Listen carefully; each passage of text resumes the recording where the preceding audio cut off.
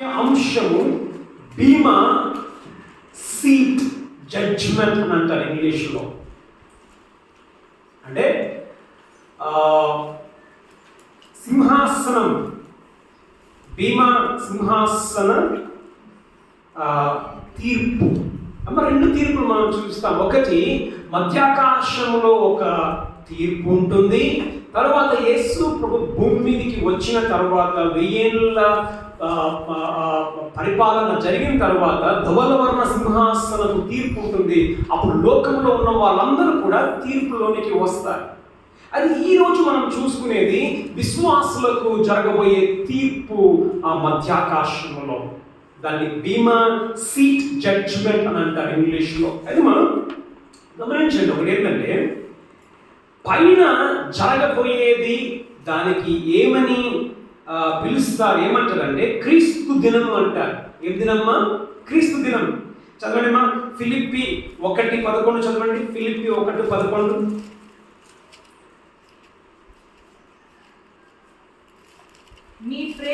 చివరి భాగం. ఫిలిప్పి 1:11 చివరి భాగం చదవండి. యేసుక్రీస్తు వలనైన నీతి ఫలములతో నిండుకొనిన వారే క్రీస్తు దినమునకు నిష్కపటులను. క్రీస్తు దినం అని చూస్తాం. ఓకేమా? క్రీస్తు దినం. తర్వాత అదే దాంట్లో 2వ అధ్యాయం 16వ వచనం. అట్టి జనము మధ్యను మీరు జీవవాక్యమును చేత పట్టుకొని లోకమందు జ్యోతుల వలె కనబడుచున్నారు. అందువలన నేను వ్యర్థముగా పరిగెత్తలేదనియు నేను పడిన కష్టము నిష్ప్రయోజనము కాలేదనియు క్రీస్తు దినమున నాకు అతిశయ కారణం. క్రీస్తు దినమున నాకు అతిశయ కారణం. గమనించండి, క్రీస్తు దినము మధ్యాకాశంలో జరగబోయేది ఏమిటి అంటే క్రీస్తు దినము. క్రీస్తు దినం ఏంటంటే అతిశయ కారణం.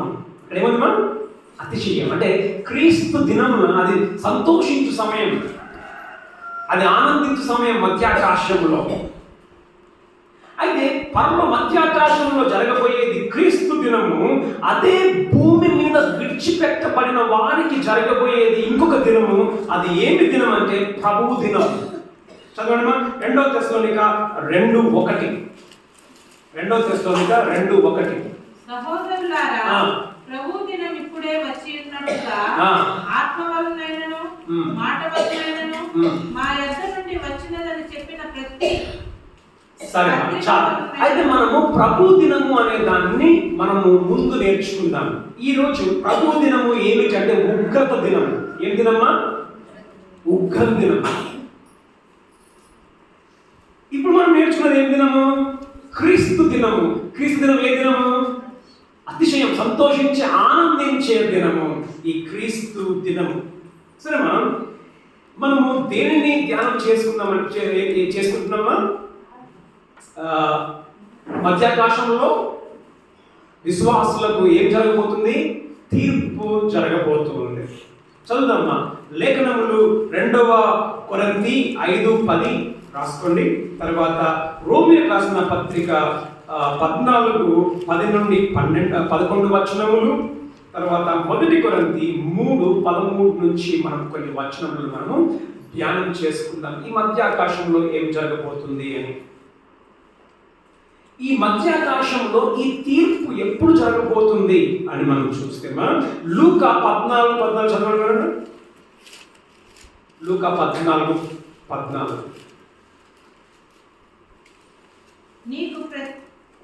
నీకు ప్రత్యుపకారం చేయుటకు. చూడమ్మా, నీకు ప్రత్యుపకారం. ప్రత్యుపకారం అంటే ఏంటిది? నువ్వు చేసిన దానికి ఉపకారం. అర్థమైపోతుంది ఉన్నారా?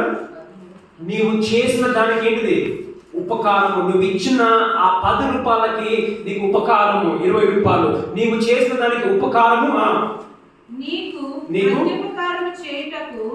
ప్రత్యుపకారము చేయుటకు వారికేమీ లేదు కనుక నీవు ధన్యుడవగుదువు. నీతిమంతుల పునరుద్ధానమందు. గమనించండి మా, నీతిమంతుల పునరుద్ధానమందు నీవు ప్రత్యుపకారము పొందుదువు అని చెప్పాను. ప్రత్యుపకారం ఏంటిది మా? ఎప్పుడు ఉంటదంట? నీతిమంతుల పునరుద్ధానం అప్పుడు ఏముంటది? ప్రత్యుపకారం అంటే ఏంటిది?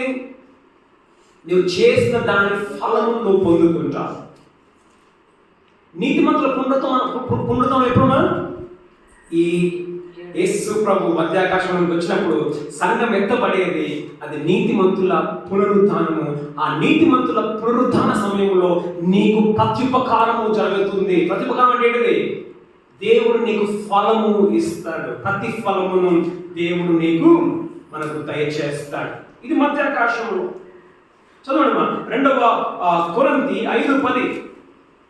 ఎందుకనగా తాను జరిగించిన క్రియల చొప్పున, జాగ్రత్తగా గమనించండి, తాను జరిగించిన క్రియల చొప్పున అవి మంచివైనను సరే చెడ్డవైనను సరే దేహముతో జరిగించిన, ఈ యొక్క శరీరముతో జరిగించిన వాటి ఫలము ప్రతి ఫలం అని మనం చూసాం కదా.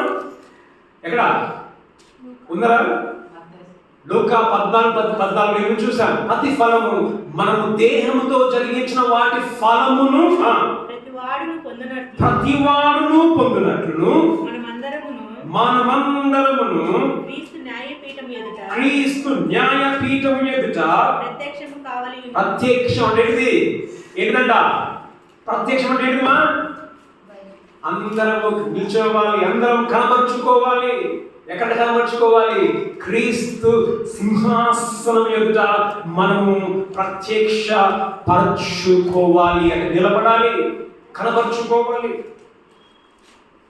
ఎందుకనగా తాను జరిగించిన క్రియల చొప్పున. గమనించండి, క్రీస్తు సింహాసనం ముందు మనం నిల్చుంటామనంటే ఈ సింహాసనం ఏం సింహాసనం అంటే ఇది నీకు నాకు మన పాపములను బట్టి తీర్పు తీర్చే సింహాసనం కాదు. ఇది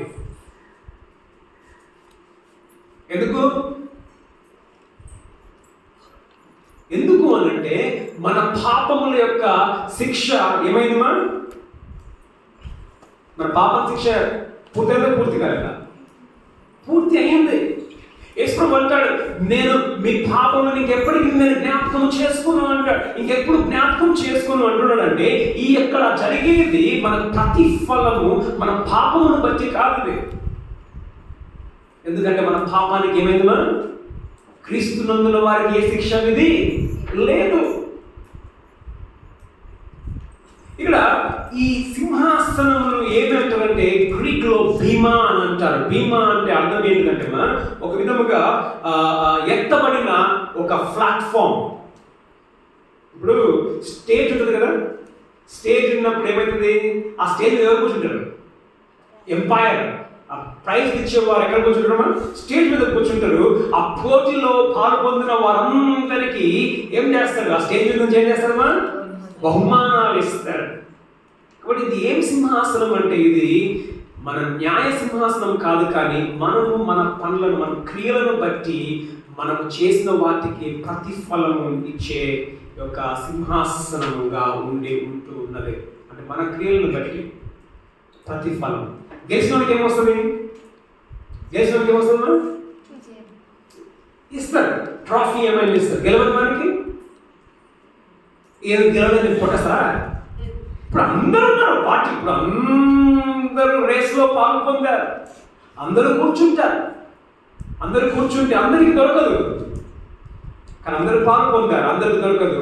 గెలిచిన వారికి ఏం చేస్తారు? పిలిచి అదే ఇది క్రీస్తు యేసు సింహాసనంలో నిల్చోవాలి అని అంటే ఆయన అంటే ఇదేంటమ్మా? మనకి బహుమానాలు ఇచ్చే ఇది యొక్క సింహాసనం. మన పనులను బట్టి మనకు ఫలమును ఇచ్చే ఈ యొక్క సింహాసనంగా ఉంటూ ఉన్నది. గమనించండి, ఎందుకనగా తాను జరిగించిన క్రియల చొప్పున. ఎందుకు మనం నిల్చోవాలి అని అంటే నీవు చేసిన క్రియల చొప్పున. ఏ క్రియలు? దేవుని కొరకు చేసిన నీ క్రియల చొప్పున. అవి మంచివైనను సరే చెడ్డమైనను సరే. మంచి చెడు అని మనం రెండు చూస్తున్నాం. మంచి అంటే చెడు అంటే అర్థం ఏమిటి అని అంటే మంచి అంటే ఏంటిదంటే పనికొచ్చేది, నిలిచేది. చెడు అంటే ఏంటిదంటే నిలవనిది, పనికి మాలినది. అర్థమైందా? చెడు అంటే పాపం కాదు, చెడు అంటే పనికి రానిది. ఇప్పుడు అనుకోండి, ఇప్పుడు ఇదే ఒక షర్ట్ ఉంది. ఇట్లాంటిది ఇంకొక షర్ట్ ఉంది, ఒకే బట్టలో నుంచి వచ్చింది, కానీ ఆ షర్ట్ ఏమైపోయింది అనుకుందాం, ఏది దారాలంతా దూరం అయిపోయాయి అనుకుందాం. షర్ట్ ఒకటే, దారం ఇది అయిపోయాయి. ఇప్పుడు ఏం చేస్తావు? ఇది పనికి వస్తుంది, ఇది పనికి రాదు, ఇది పనికి మాలినది. మంచిది చెడ్డది అని అంటే మనం చేసే పనులు అన్ని మంచిగా ఉన్నాయా దేవుని కొరకు? కొన్ని అక్కర లేని పనులు కూడా ఉన్నాయి, అవి నిల్చోవు. ఇప్పుడు మనం చేసే ప్రతి పని సరిగ్గా చేస్తున్నామా దేవుని కొరకు? నువ్వు సరిగ్గా చేసింది అది మంచిది, అది నిలుస్తుంది. నువ్వు సరిగ్గా చేయనిది, క్రమముగా చేయనిది అది నిలవదు, అది పనికిరాదు. పనికిరాదు కాబట్టి దానికి నువ్వేం చేస్తావు? ఫలము నువ్వు పొందుకుంటావు. ఎందుకనగా తాను జరిగించిన క్రియల చొప్పున. తాను అని అంటే ఎవరమ్మా? ప్రతి ఒక్కరు, ప్రభు నమ్మిన ప్రతి ఒక్కరు జరిగించిన క్రియల చొప్పున. మంచివైనవి సరే, చెడ్డవైనవి సరే. కాబట్టి చెడ్డవి అంటే ఏంటమ్మా? నీ పాపము కాదు, కానీ నీ పనికి మాలిన దేవుని కొరకు నీ పనికి మాలిన పని అంటే అది పనికిరాదు. సరే, దేహముతో జరిగించిన వాటి ఫలము ప్రతి వాడును పొందును. ప్రతి వాడును పొందును. ప్రతి వాడు అంటే ఏంటిది? ఒక్కొక్కరు నిల్చోవాలి దేవుని ముందర. ఆ రోజు దేవుడు పిలుస్తాడు, తిమ్మరాజ్ నీ టైం వచ్చింది, అందరూ నిల్చోవాలి లైన్గా, నా టైం. ఒక్కొక్కరిని దేవుడు పిలుస్తాడు.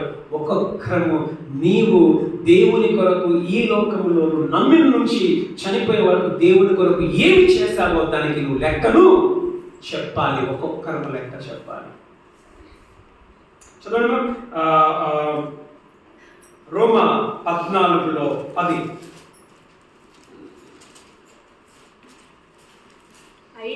అయితే నీవు నీ సహోదరునికి తీర్పు తీర్చనేలా, నీ సహోదరుని నిరాకరింపనేలా మనమందరం దేవుని న్యాయపీఠం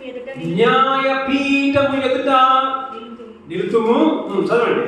నా తోడు ప్రతి మోకాలును నా ఎదుట వంగును, ప్రతి నాలుకయు దేవుని స్తుతించును అని ప్రభువు చెప్పుచున్నాడు అని రాయబడి ఉన్నది కనుక మనలో ప్రతి వాడును తన్ను గురించి దేవునికి లెక్క అప్పగింపవలెను. అమ్మా, నీ గురించి దేవునికి లెక్క చెప్పుకోవాలి. ఏ రోజు? ఆ మధ్యాకాశంలో దేవుడు ఆయన కొరకు నువ్వు చేసిన పనులను బట్టి దేవుడిని లెక్క అడుగుతాడు. అయిపోయిందా? ప్రతివాడును జరిగించిన వాటి ఫలము ప్రతివాడును పొందునట్లు, ఫలము పొందునట్లు. చదవండి. 1 కొరింథీ 4:5. 1 కొరింథీ 4:5. కాబట్టి సమయం రాకమునుకు అనగా ప్రభువు వచ్చే వరకు దేనిని గురించి తీర్పు తీర్చకుడి. దేవుడు వచ్చే వరకు దేనిని గురించి తీర్పు తీర్చకుడి. ఆయన అంధకారమందలి రహస్యములను వెలుగులోనికి తెచ్చి. అంధకారమందలి రహస్యములను వెలుగులోనికి తెచ్చి అంటే నువ్వు ఎలాంటి ఉద్దేశంతో నువ్వు పని చేసావు దేవుని కొరకు? హృదయములలోని ఆలోచనలను బయలుపరచునప్పుడు ప్రతి వానికి తగిన మెప్పు దేవుని వలన కలుగును. ఆ రోజు ప్రత్యక్షపరచబడుతుంది నీ పని, ఏ విధంగా నువ్వు పని చేసావో అప్పుడు ఆ రోజు తెలుస్తుంది. ఆ రోజు జరిగే ఈ తీర్పు నీ బయటిని చూసి కాదు, నీ అంతరంగమును చూసి. ఇప్పుడు మనకు తెలుస్తుందా ఎట్లా నువ్వు చర్చకు వస్తున్నావు? తెలుస్తుందా ఎట్లా నువ్వు కాన్ఫరెన్స్ తెలుస్తుందా? ఎట్లా నువ్వు దేవుని కొరకు పని చేస్తున్నావు తెలుస్తుందా? కొన్నిసార్లు మనము అది పని కాబట్టి మనం చేస్తాం, ప్రేమతో మనం చేయం. నువ్వు పని కాబట్టి చేసినది లెక్కలోనికి రాదు, నువ్వు ప్రేమతో చేసినది లెక్కలోనికి వస్తుంది. ఇప్పుడు కానుకలు వేయాలి కాబట్టి వేస్తావు, అది లెక్కలోనికి రాదు. అది నువ్వు ప్రేమతో వేసింది లెక్కలోనికి వస్తుంది. ఆ లెక్కలు చూస్తే ఎంతమంది ఆ రోజు దేవుడి మీద నిల్చున్నప్పుడు దేవుడిని మెచ్చుకుంటాడు. ఎంతమంది మెచ్చుకుంటాడు దేవుడు? ఆ రోజు జరిగే తీర్పు నువ్వు దేవుని పట్ల ప్రేమతో జరిగించిన దాన్ని బట్టి నీకు ఫలము దొరుకుతుంది. ప్రతివాడు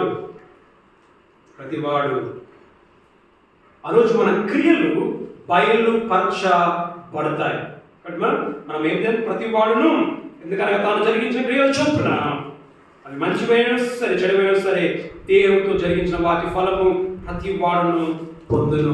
ఫలము పొందుతాం. ఫలము అంటే ఏంటమ్మా? గిఫ్ట్, బహుమానము మనకు దొరుకుతుంది. ప్రత్యక్షము మనము కావాలి. సో ఫలమును గురించి మనం చూస్తే మనం దేనికి ఫలమును ఇస్తాడు అని మనం చూస్తే బైబిల్లో ఏ విధముగా నీ సహోదరుని నీవు చూస్తూ ఉన్నావు దాన్ని బట్టి దేవుడికి ఫలం ఇస్తాడు. సహోదరుని అంటే మన బైబిల్లో మనం చూసి చదవండి. హెబ్రీ 6:10 చదవండి. హెబ్రీ 6:10. ఎవరైనా మత్తయి 10:41-42 చదవండి. Matthew 10:41-42. తర్వాత మీరు చేసిన కార్యమును మీరు పరిశుద్ధులకు ఉపచారము చేసి ఇంకను వారికి మీరు సహాయం చేయుచుండుట చేత తన నామమును బట్టి చూడమ్మా, దేనికి ఫలం దొరుకుతుందమ్మా? యేసు నామములో నువ్వు చేసిన వాటికి నీకు ఫలం దొరుకుతుంది. తన నామమును బట్టి మీరు చూపిన ప్రేమను మరచుటకు దేవుడు అన్యాయస్తుడు కాడు. అమ్మా, నీవు నీ తోటి సహోదరులకు నువ్వు చేసే సహాయములకు నువ్వు ఫలమును పొందుకుంటావు. మనలో చాలా మంది ఉన్నారు ఇచ్చేవారు, సహాయం చేసేవారు. సంఘంలో బాగలేదంటే సహాయం చేసేవారు చాలా మంది ఉన్నారు. దానికి నువ్వు ఫలం పొందుకుంటావు. చదవండి మా అంతే.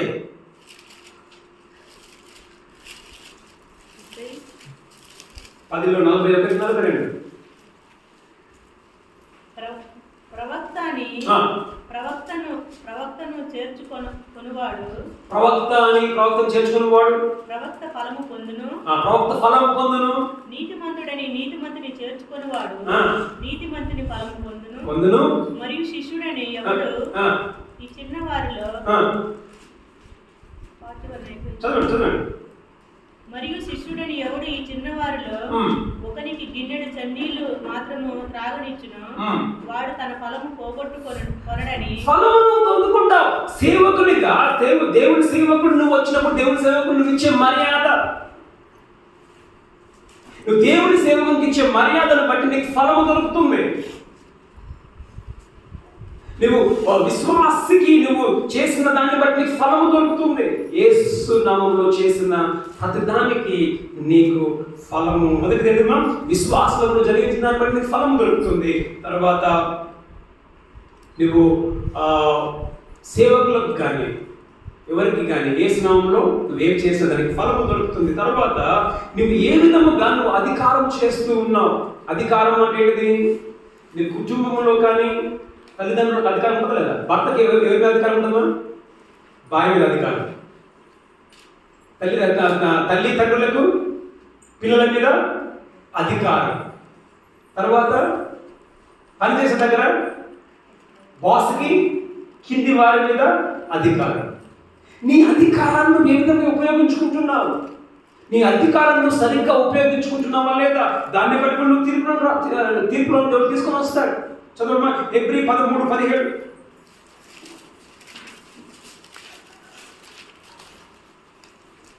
మీ పైన నాయకులుగా ఉన్నవారు లెక్క అప్పజెప్పవలసిన వారి వలె మీ ఆత్మలను కాయుచున్నారు. వారు అది మనం లెక్క చెప్పాలి. ఎవరు లెక్క చెప్పాలి? నువ్వు అధికారంగా ఉన్నప్పుడు నువ్వు లెక్క చెప్పాలి. కొంత ఏం చేస్తారు అధికారులు అయితే ఏమైపోతారు? అధికారం కాకుండా ఎక్కడున్నామా? అధికారం కాకముందు అన్నా అన్నా అన్నా అంటాడు. అధికారం అయితే ఎవడరా ధరా ఆడిస్తారు కదా. కొంత సందర్భంలో అధికారులుగా ఉన్నప్పుడు కొందరు పెరగడానికి వీలవుతుంది. వాళ్ళ కింద ఉన్న వాళ్ళు కొన్ని సందర్భాల్లో అధికారం అయినప్పుడు వాళ్ళకి ఏమొస్తుందా? గర్వం వచ్చేస్తుంది. చాలా మంది అధికారులు, చాలా మంది అధికారులు క్రైస్తవత్వంలో ఉన్నవారు కూడా యేసు ప్రభు నమ్ముకున్న పాస్టర్లను చెప్పుకునేవారు చాలా మంది తలవాళ్ళకి గర్వాలు, చాలా మంది గర్వాలు. కింద ఏం చేస్తారు? తొక్కేస్తారు. కింద పైగానియరు. నీ అధికారము దేవుడు నీకు ఇచ్చాడు. నీ కుటుంబంలో నువ్వు అధికారమేమో, నీ పిల్లలకి పిల్లల్ని ఏ విధంగా నువ్వు చూస్తూ ఉన్నావు? నీ కింద వారిని ఏ విధంగా చూస్తూ ఉన్నావు? కింది వాళ్ళని ఎదగనియరు చాలా మంది. నువ్వు దేవునికి లెక్క చెప్పాలి నీ అధికారాన్ని బట్టి. తరువాత దేవుడు నీకు ఇచ్చిన ఆత్మీయ వరములను కూర్చున్న దేవుడు లెక్క చెప్పాలి. 2 తిమోతి 1:6.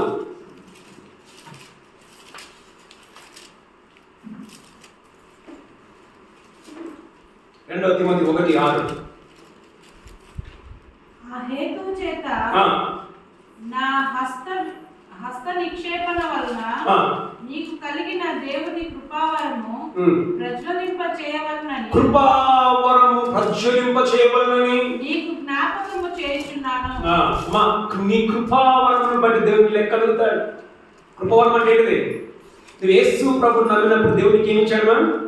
ఆత్మీయమైన వరములు ఇచ్చాడు. నీ వరమును బట్టి దేవునికి లెక్క అడుగుతాడు. నీ వరం ఏంటిది మరి? చెప్పండి, ఎవరైనా చెప్పండి. నీ వరం ఏంటిదో ఒక్కరని చెప్పండి. నీ వరం ఏమిటి? తెలియదా? 18 వరాలు ఉన్నాయి. అందులో ఏమేమి వరాలు ఉన్నాయి? సువార్త చెప్పే వరం, పాటలు పాడేది, టాలెంట్ వస్తుంది. పాటలు పాడేది, వాక్యం చెప్పే వరము, పరిచర్య చేసే వరము, బలపరిచే వరము, తర్వాత భాషలు భాషలు ఎవరు లేదు, తర్వాత స్వస్థతపరిచే వరము, పాస్టర్ వరము, సహాయం చేసే వరము, సువార్త చెప్పే వరం. ఏ వరం ఉంది మీకు? ఏ వరం లేదమ్మా మీకు? మరి దేవుడు ఎక్కడ దొరికిపోతుంది? మీరు వరమును గురించి దాన్ని లెక్క చెప్పాలి. మీ వరం మీకు తెలియదు ఎట్లున్నారు కదా అట్లా. నేను చెప్పాను దీని గురించి, నేను 2 సార్లు వాక్యం చెప్పాను వరం గురించి, ఆత్మీయ వరం గురించి. కాబట్టి ఒకవేళ మీకు మీ వరం తెలియకపోతే నన్ను అడగండి, నేను మళ్ళీ చెప్తాను. మీ ఇంటికి వచ్చినప్పుడు కానీ నాకు ఫోన్ చేసి అడగండి మీ వరాన్ని. వరమును ఎట్లా గుర్తించవచ్చు అని అంటే, కొన్ని సందర్భాలలో మీకే అర్థమవుతుంది దాన్ని నువ్వు చేస్తూ ఉన్నావు అని అంటే అది నీ వరం. నీకెవరు చెప్పాలని. కొన్ని సందర్భాలలో నిన్ను చూసిన వాళ్ళు చెప్తారు నీకు ఈ వరము ఉంది అని. నేను ఒక విధంగా నాకు తెలిసినంత వరకు వరముల గురించి చెప్పాలంటే, మా సంఘంలో ఎంతమంది సువార్త చెప్తారు? సువార్త దొరికిన వాళ్ళకి సువార్త చెప్పే వాళ్ళు ఉన్నారు, కనబడ్డ వాళ్ళకి ఆత్మక చెప్తాను సువార్త చెప్తావా? సో అట్లా సువార్త నువ్వు చెప్పే పని లేదు, నువ్వే చెప్పేస్తా సువార్త. నువ్వు చెప్తున్నావు అని అంటే నీకు ఆ వరము ఉంది అని అర్థం. ఏం వరము? సువార్త చెప్పే వరము. కాబట్టి నీకు ఆ వరం పెట్టుకొని నీవు సువార్త నువ్వు చేయకపోతే దేవుడు ఏం చేస్తాడు? నేను లెక్క అడుగుతాడు ఆ రోజు. నీకు వరం ఇచ్చాను, ఏం చేశారు? ఓకేమా? తర్వాత నీ కానుకల గురించి, నీ డబ్బుల గురించి దేవుడు లెక్క అడుగుతాడు నేను. చదవమ్మా, 1 తిమోతి 6:17 నుంచి 19 వరకు. 1 తిమోతి 6:17 నుంచి 19. ఇహమందు ధనవంతులైన వారు గర్విష్ఠులు కాక స్థిరము కాని ధనమందు నమ్మిక పెట్టుకోక సుఖముగా అనుభవించుటకు మనకు ధారాళముగా దయచే దేవుని యందే నమ్మిక ఉంచుడని ఆజ్ఞాపించుచున్నాను. వారు వాస్తవమైన జీవమును సంపాదించుకుని నిమిత్తము అసలైన దాన్ని సంపాదించుకుని నిమిత్తము రాబో కాలమునకు మంచి పునాది తమ కొరకు వేసుకొనుచు మేలు చేయువారును. చూడండి మా, వారి ధనమును ఏం చేస్తారు వాళ్ళు? ఇతరులకు ఇస్తూ మేలు చేయువారును, సత్క్రియలు అను ధనమును గలవారును. సత్క్రియలు అను ధనం. ఏం ధనం అంట? వాళ్ళ ధనం ఉంది కానీ ఏం చేస్తున్నారు? మంచి పనులనే ధనాన్ని పెట్టుకుంటున్నారు. ఈ ధనం మీద ఆశ పెట్టడం లేదా? ఔదార్యము గలవారు. ఔదార్యం అంటే ఏంటమ్మా? ధారాళముగా ఇచ్చేవారు. తమ ధనములో ఇతరులకు పాలించు వారునై ఉండవలనని వారికి ఆజ్ఞాపించుము. దేవుడు నేను అడిగేది ఇంకొక లెక్క ఏంటంటే మా, ఆ రోజు నీ ప్రతిఫలము నువ్వు ఇచ్చే కానుకలను బట్టి దశమ భాగములను గురించి కూడా దేవుడు ఏం చేస్తాడు నీకు ప్రతిఫలం అని ఇస్తాడు.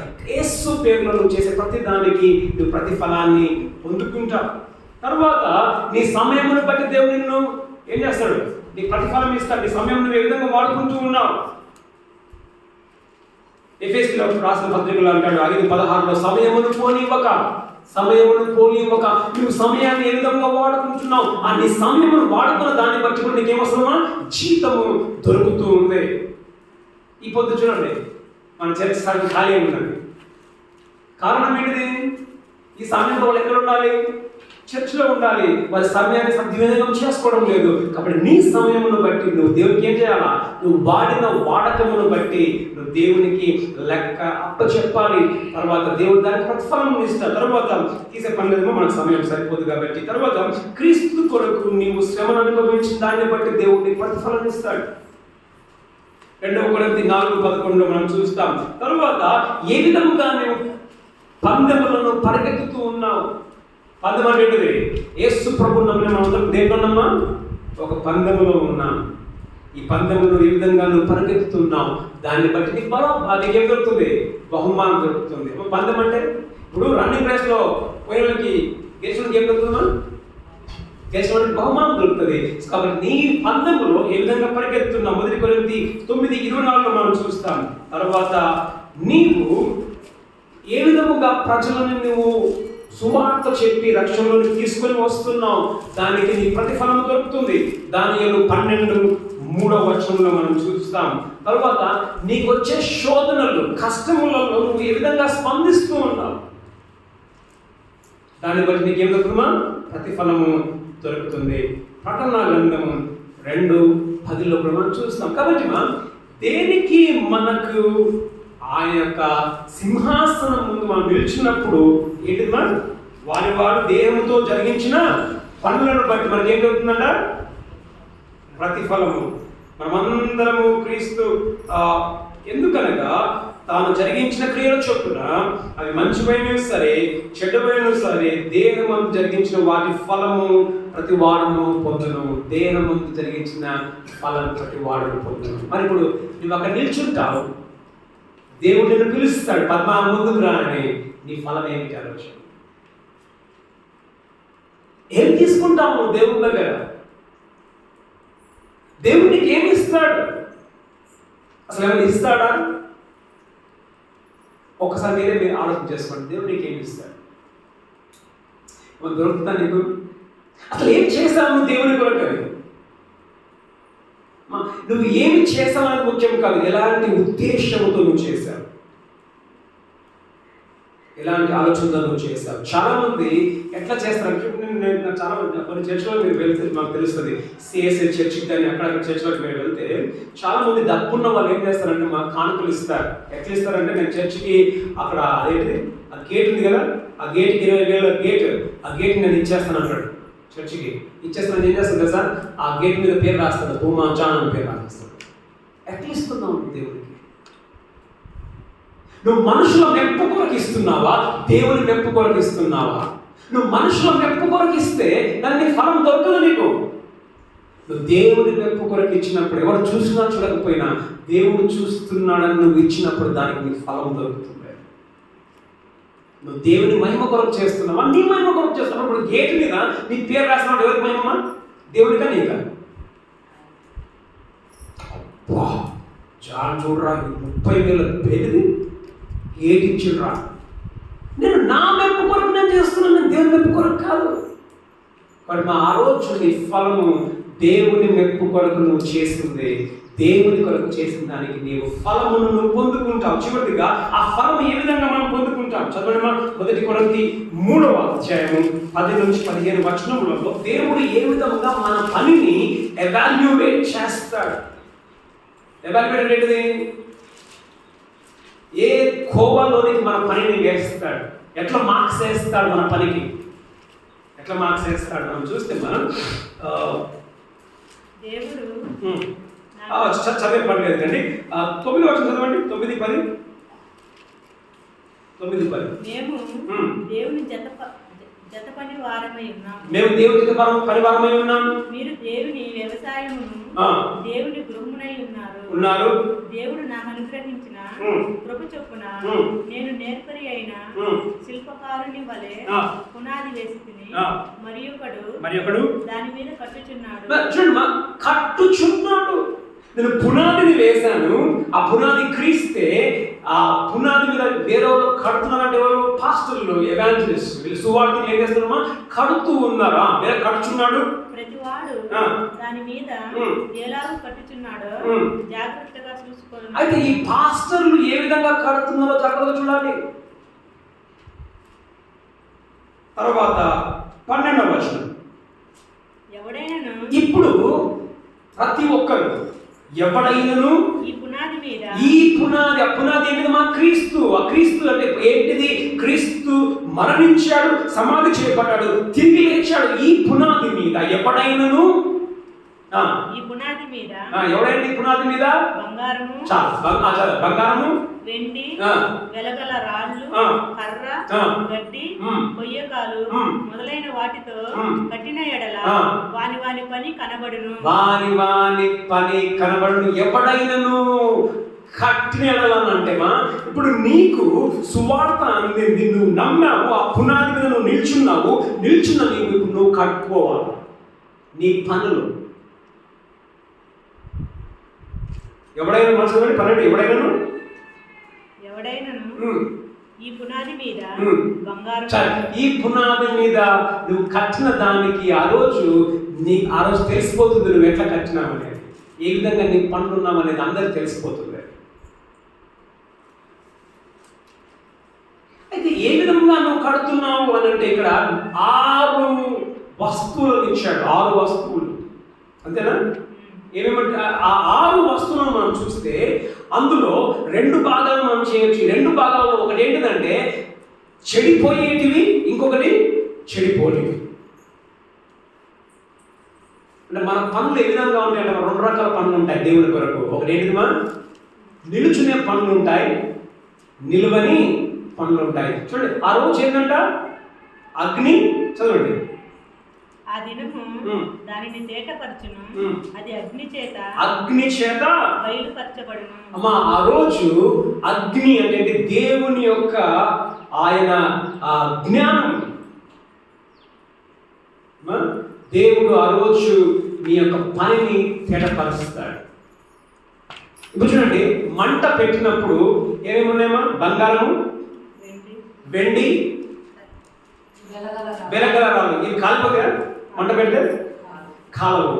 ఇంకా 3 ఉన్నాయి. అవేంటి? కర్ర, కొయ్యకారు, గడ్డి. ఈ 3 కాలిపోతాయి.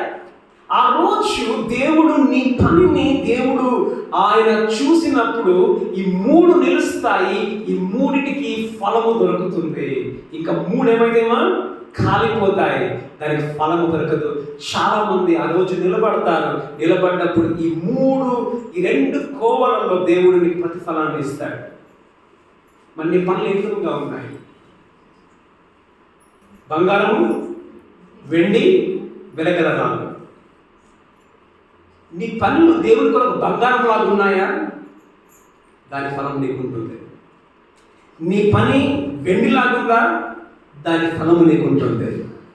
నీ పని వెలగల రాళ్ళలాగుందా? ఫలము నీకుంటుంది. తర్వాత ఇంకా 3 ఉన్నాయి. నీ పని కర్రలాగుందా? ఏమవుతుంది? కాలిపోతుంది, మంట పెట్టండి. తర్వాత గడ్డి, అది కాలిపోతుంది. తర్వాత నీకేమీ దొరకదు ఆ రోజు. ఇప్పుడు ఆ రోజు మన్నా వచ్చేసి ఒక మంచి ప్రైజ్ తీసుకొని ఉంటే తర్వాత అక్కడ నన్ను పిలిచి దేవుడు నాకు ఏమి అయిపోతే నాకు అవమానమా కాదా? అవమానమే. గమనించండి, చదవండి మేడం, అట్లే కంటిన్యూ చేయండి. మరియు వాని పని ఎట్టిదో దానిని అగ్నియే పరీక్షించును. పునాది మీద ఒకడు కట్టిన పని నిలిచిన ఎడల వాడి జీతము నీకు జీతం దొరుకుతుంది. ఈ 3లో నీ యొక్క పని నిలిస్తే నీకు జీతము దొరుకుతుంది. ఒకని పని కాల్చివేయబడిన ఎడల వానికి నష్టం కలుగును. నష్టం వస్తుంది. జీతం లేదు నీకు, నష్టం వస్తుంది. అతడు తన మట్టుకు రక్షింపబడును కానీ అగ్నిలో నుండి తప్పించుకున్నట్టు రక్షింపబడును. గమనించండి, నీవు నరకాన్ని తప్పించుకుంటావు కానీ నీకు బహుమానం ఏమైందమ్మా? నీకు బహుమానం దొరకదు. బహుమానం దొరకదు నీకు, నరకాన్ని మాత్రం నువ్వు తప్పించుకుంటావు. మధ్యాకాశంలో జరగబోయే ఒకటి ఏమిటంటే, దేవుడు నీ దేహముతో నువ్వు జరిగించిన వాటికి నువ్వు దేవునికి లెక్క చెప్పాలి. మరి ఏం చేశావు దేవునికి? ఇప్పుడు ఈ 3 పైన 3 నీవి కింది 3 ఏంటి మా చెప్పండి. దేవుడు నిలబెడితే పై 3లో ఉంటావా, కింది 3లో ఉంటావా? అసలు పైన ఉండమా మనం? మధ్యలో ఉంటామా? మధ్యలో. అమ్మా, నీకు మెప్పు కలగాలి అంటే ఇంకా నీకు అవకాశం ఉంది. దేవుని కొరకు ఏం చేస్తున్నావు? వచ్చే వారం మనం విందాం ఆ బహుమానాలు ఏమిటి అని. వచ్చే వారం మనం విందాం. కాబట్టి ఆ రోజు మన పని తేటపడిపోతుంది. ఇప్పుడు నేనున్నాను, నేను సేవకు వెళ్తూ ఉంటాను.